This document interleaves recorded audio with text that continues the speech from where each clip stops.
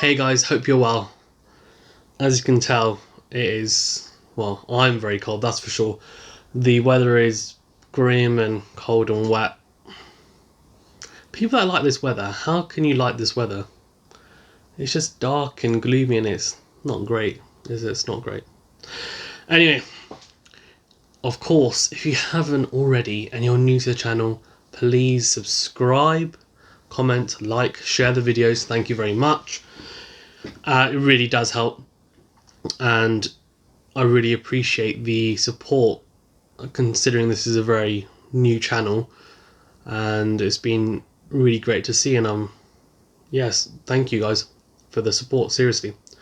Right, okay, let's delve in then to the weekly boxing updates. So I want to go through some of the news of the week, and then also there's upcoming bout on the weekend, British card done by Matchroom that I want to go through.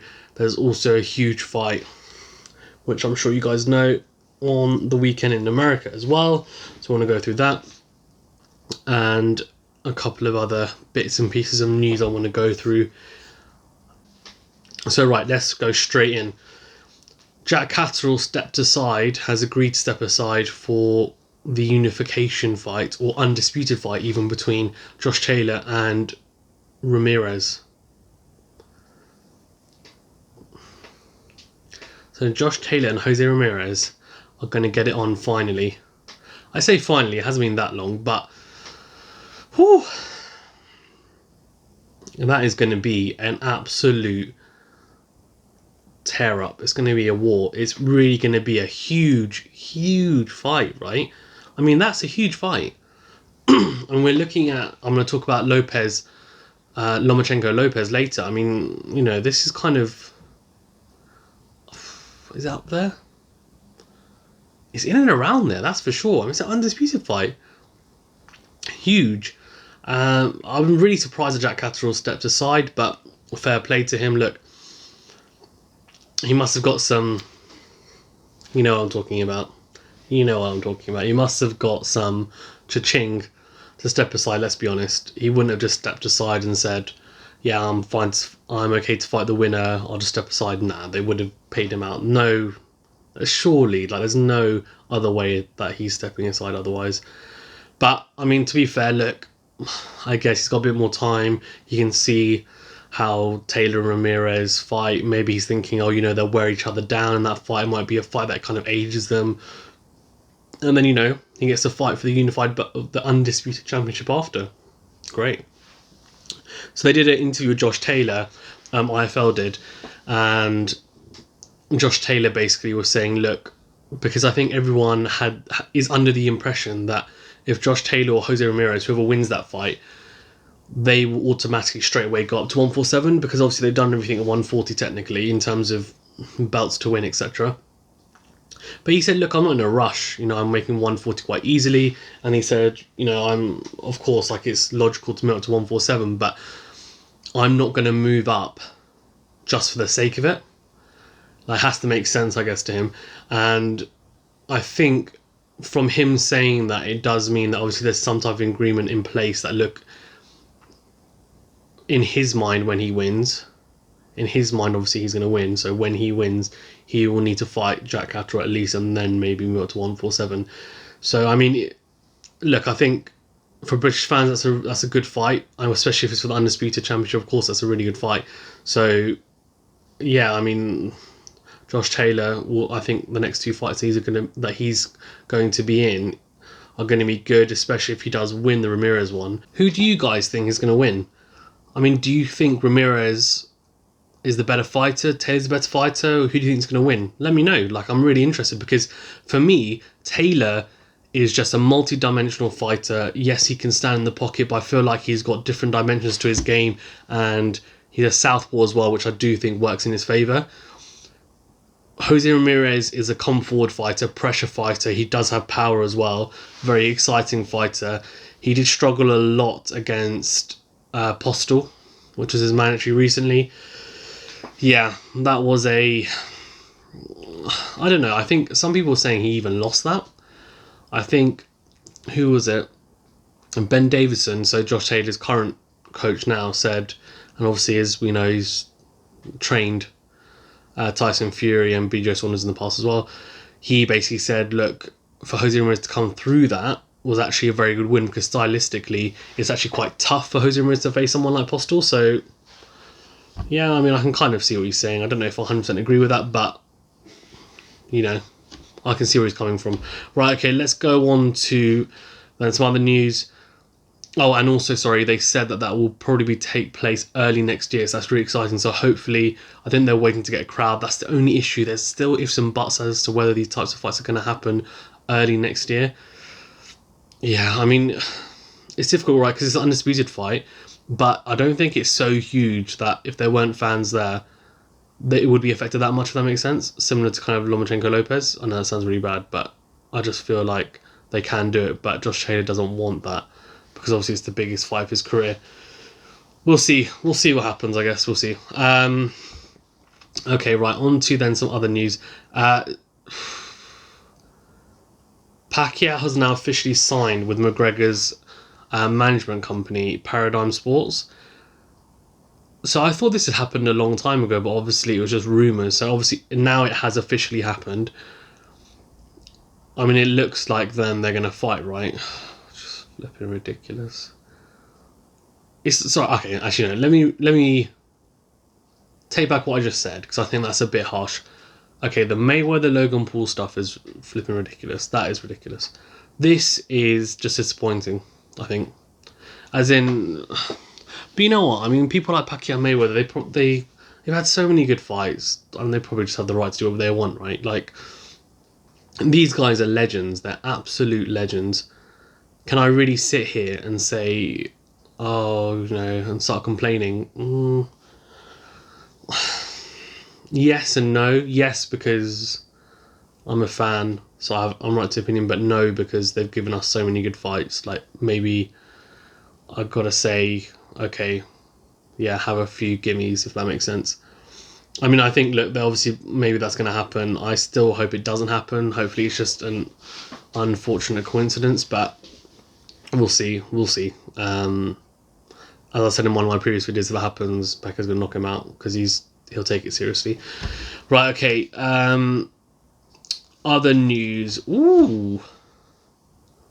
Very interesting. Dmitry Bivol is very interested in facing Beterbiev, apparently, which is good to hear. It's good to see when champions want to unify against other champions, because I don't think it happens enough. I know we're going to talk about, and we have already talked about some champions doing it, but especially in the last few years, there hasn't been people really, really wanting it. I just hope that when people are now calling each other out, it's because they do want it. No, I don't think anyone's scared of anyone. I just think it's a risk-reward thing, and there is a bit of, look, do I really want to risk my belt for just one more belt? But then I can, you know what I mean? But surely I can just build my legacy, and especially if it's a unification fight where they're not getting lots of moolah, lots of money, then they're just like, is it worth it? If they're just going to earn, I don't know, $500,000 more, they're probably thinking, no. So that's good. That's really, really good. And it will be a huge, huge event in Russia, right? They're both Russian. They're both brilliant fighters. 3 out of the 4 belts will be on the line. The WBO is vacant at the moment. And yeah, I mean, whoever wins that, I think you can safely say they are the, ironically, undisputedly the best light heavyweight in the world. Especially for now, anyway. Obviously, we've got the young lions like Boatsi, Yard, and those types of people coming up who are younger. But in the current crop, you have to say those two are the best. Kovalev is obviously, after that, lost Canelo, and he's fading a little bit. I think he's just slightly below them now. Okay, right. So on to the huge fights that are coming up on the weekend, and I think let's start off with the biggest one. The other fights are big, but I mean, this is just colossal. Lomachenko versus Lopez. If you haven't seen it, please check out my video previously breaking it down, where I went into it in a lot of detail. I'll touch upon it now as well. I mean, this is just a huge fight, right? I mean, the WBC apparently have said this is sanctioned. Well, they've basically said, look, no, this is an undisputed fight. And the reason why there's a bit of ambiguity is because Lomachenko's got the WBC franchise champion belt, but Devin Haney's got the WBC belt. Ryan Garcia and Luke Campbell fighting for the interim belt.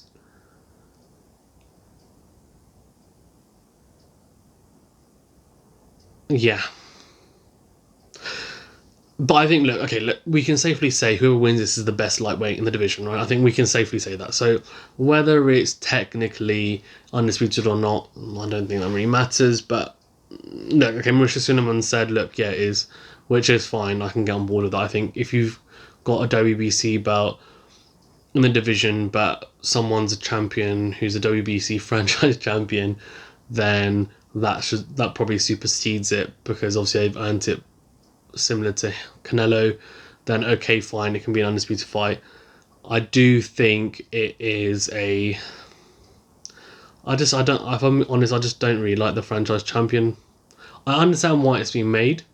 I just think it hasn't been implemented the right way. And maybe that's a topic for another video. But yeah. Anyway, right, onto the fight. Lomachenko versus Lopez. Huge fight, as I said. It's interesting, because I thought there would be an overwhelming favourite in Lomachenko, but I think people are more kind of leaning towards him, but I don't think anyone's sleeping on Teofimo Lopez. Lomachenko's just got skills for days. I mean, he's incredible, right?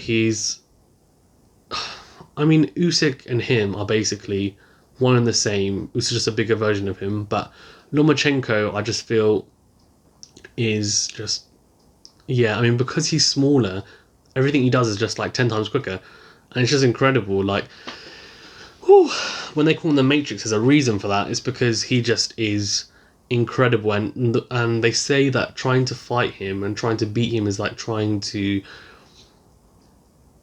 Actually, no, I'm going to make up this saying. It's I don't think anyone says this. It's like fighting a Rubik's Cube, right? It's like trying to solve Rubik's Cube when it constantly keeps on moving. So like you'll turn it, and then it'll just turn itself, and then you keep on trying to solve it, but no, it keeps on turning, and it keeps on giving you different. He gives you different problems constantly. That's what Lomachenko is. It's constant pressure, fast hands, fast feet, great movement, fantastic angles that he punches from. He is just he's a freak, but in a good way. He is an incredible fighter. And yeah, look, let's be honest. I think he will go down as one of the greats if he wins this.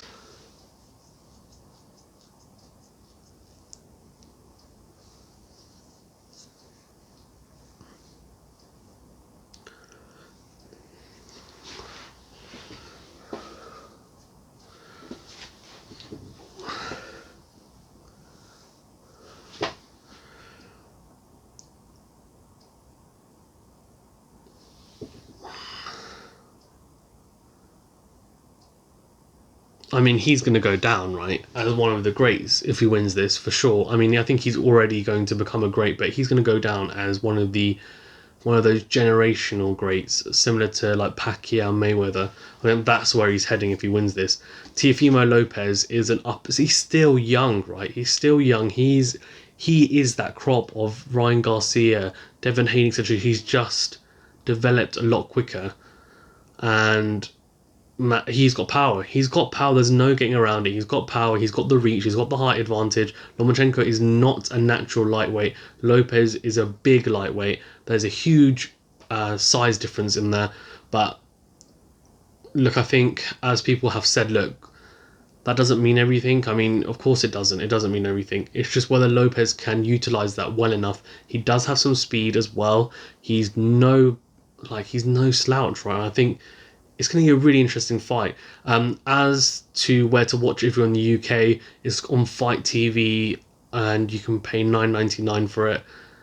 It's a bit disappointing that it's not on like Sky or BT for free and they didn't buy it, but I've gone over that before and I just think it is what it is. But yeah, I mean, what a fight. What a fight.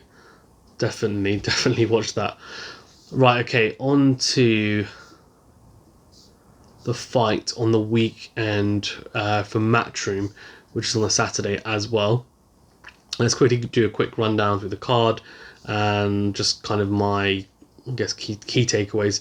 So it was supposed to be held in Newcastle originally with fans, but it's been moved to Peterborough now. And the reason it's going to be in Newcastle is because Lewis Ritson is returning to the ring against Miguel Vazquez. Or Vazquez? I'm going to go with Vazquez. Okay, for the WBA Intercontinental Super Lightweight title. Lewis Ritson had a really good win against Robbie Davis Jr. Which was an impressive win, to be fair, after he suffered a, pretty... I think for him it was a big upset for sure, and it was his first defeat, but it was in the division below, so it was at lightweight for the European title against Beterbiev, who's a decent, solid operator. I think fighting Robbie Davis Jr., he said, look, I can now prove that at super lightweight, I'm European level. I think, okay, yeah, he's probably around that at the moment. This again is a step up for him because Vazquez is a former, world champion at lightweight. Yes, he is on the slide, so Ritson is getting him at a good time, you could say, and people say it's all about timing. I think, look, if Ritson wins this, then he can start saying, look, I can mix it at world level, at super lightweight, and then you can potentially see him being in a similar position to where Jack Catterall is now, where he's going to be mandatory for one of those super lightweight belts. I mean, people talking about Josh Taylor against Lewis Ritson. I mean, that's not going to happen. I think Josh Taylor will move up before Lewis Ritson gets to that stage, if he does. And I think at the moment, like, it's a massive mismatch. So hopefully he gets through this, because I think, he is a massive draw, especially with fans. He gets through this, and he looked good against Robbie Davis Jr. So let's see, get through this, and then see where he goes from there. So on the undercard, as co-main event, Savannah Marshall versus Hannah Rankin. So Savannah Marshall's undefeated and is one of the few who can claim a win over Claressa Shields, which is absolutely huge. So before anyone's like, what the hell, Claressa Shields undefeated? Yeah, I mean the amateurs, sorry. In the amateurs, don't worry, I'm not saying Claressa Shields has been beating the pro, she hasn't. And Claressa Shields obviously has gone on to be, I mean, she's at the pinnacle of the pros women's game at the moment, right? Like, that's where she is.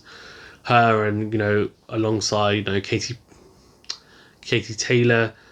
I think, yeah, those two are, for me, like, I guess you can also look at Amanda Serrano as well.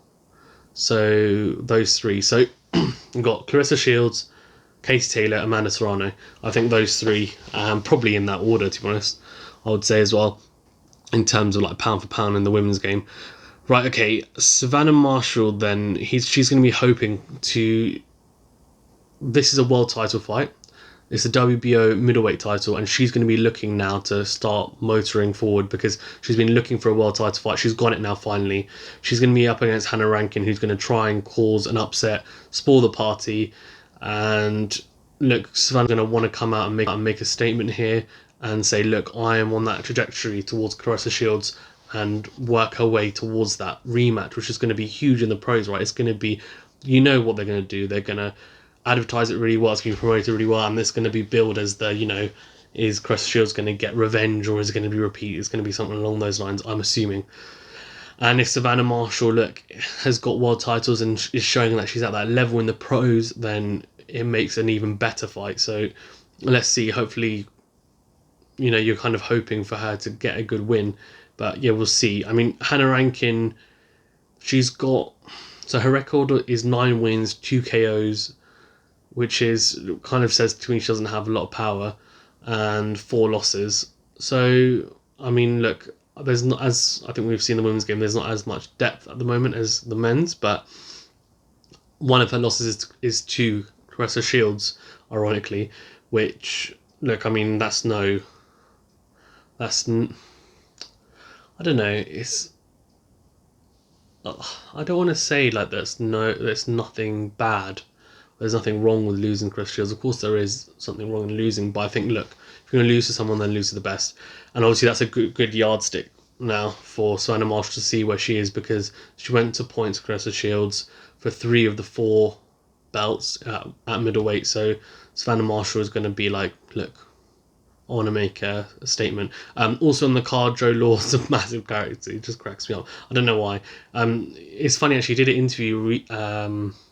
I think it was like a month ago, and he said, everyone thinks I'm just a clown and I'm just an act and I can't fight. And he's like, no, I want to make sure that people realise, I can fight. I'm going to take this seriously. And I was like, you know what? Fair play to you, mate. Fair play to you. I think he's abroad now.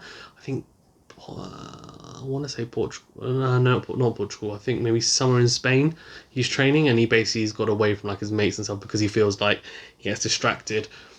Look, fair play to him. I wish him all the best. Hopefully he comes out. He's super exciting. He's at welterweight as well, and I don't know what he was saying. He might move down a couple of weights because he says that he can a weight or 2, because he's saying, look, he can probably make those weights, and obviously he might be a bit more effective there. So let's see what he does on this card. And Cash Farouk is also on it, who lost against Lee McGregor in a really exciting fight, which was actually on BT Sport, in a contentious decision for the British and Commonwealth title. Very close fight, really good fight. Check it out. He's now been signed by Matchroom and Eddie Hearn. Exciting fighter, so hopefully, he's in a good fight as well. And there's also Cass Ashfaq. Cass Ashfaq. Pretty sure that's how you say it. I'm Pakistani, I should know this. Cass Ashfaq, who is on the undercard as well. And it's great, man. It's Pakistani British fighters. I'm also Pakistani British, so love it. Love it, man. Didn't think Pakistan. You know what? I mean, I grew up obviously seeing Amir Khan fight, and I was like, ooh. But you just don't expect there to be that many. That sounds really bad, but you just don't. When you grow up, you don't, that's not something that is associated with British Asians. But it's really good to see that there's a lot coming through, like Hamza Shiraz as well, Umar Khan as well. All these types of fighters are coming through, and it's really exciting. And hopefully they do a really good job for the UK as fighters, and they're also good role models as well, and also just so really successful in their careers. And that's not just for British Asians, but British fighters in general. It's really good to see boxing booming for the men and women, especially in Britain. So it's great. Sorry, that was a bit of a tangent, but okay, thank you very much for watching this video. Please guys, subscribe, like, comment, share. Hope you have a great day. Hopefully the weather gets better, and I'll speak to you guys soon.